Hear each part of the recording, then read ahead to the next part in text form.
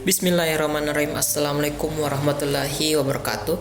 Perkenalkan, nama saya Anugrah Didarmawande, NIM 86212021001.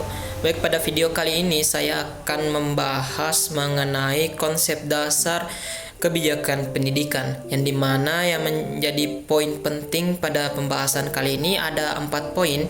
Yang pertama yaitu mengenai pengertian dan juga hakikat dari kebijakan pendidikan, kemudian yang kedua latar belakang perlunya kebijakan pendidikan, kemudian yang ketiga proses kebijakan pendidikan, dan yang keempat ruang lingkup kebijakan pendidikan. Baik, langsung saja saya akan menjelaskan mengenai pengertian dan hakikat kebijakan pendidikan. Nah, kebijakan pendidikan adalah serangkaian keputusan yang dibuat untuk mencapai tujuan pendidikan. Keputusan ini tidak hanya terbatas pada hal-hal teknis saja seperti kurikulum dan pengajaran, tetapi juga mencakup aspek yang lebih luas seperti pendanaan, struktur organisasi, dan juga budaya.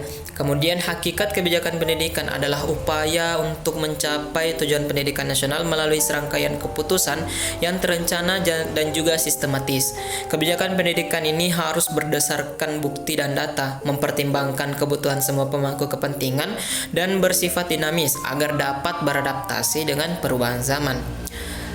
Kemudian selanjutnya pada poin kedua saya akan menjelaskan mengenai latar belakang perlunya kebijakan pendidikan. Yang menjadi latar belakang adalah karena pendidikan adalah salah satu faktor terpenting dalam pembangunan bangsa. Kemudian yang selanjutnya itu pendidikan perlu diarahkan untuk mencapai tujuan nasional. Kemudian pendidikan perlu diakses oleh semua orang tanpa terkecuali. Kemudian pendidikan perlu terus diperbaharui agar relevan dengan kebutuhan zaman. Selanjutnya pada poin ketiga saya akan menjelaskan mengenai proses kebijakan pendidikan, yang dimana yang pertama ada analisis situasi, yang dimana analisis situasi ini yaitu mengidentifikasi masalah dan kebutuhan dalam sistem pendidikan. Kemudian yang kedua perumusan kebijakan. Pada proses ini yaitu merumuskan apa yang menjadi tujuan dan strategi untuk mengatasi masalah dan juga kebutuhan. Kemudian implementasi kebijakan yaitu menerapkan kebijakan-kebijakan yang telah dibuat di lapangan. Kemudian yang keempat evaluasi kebijakan yaitu menilai apakah kebijakan ini efektif dan jika memang diperlukan penyesuaian akan diperbaiki. Selanjutnya pada poin keempat ruang lingkup kebijakan pendidikan.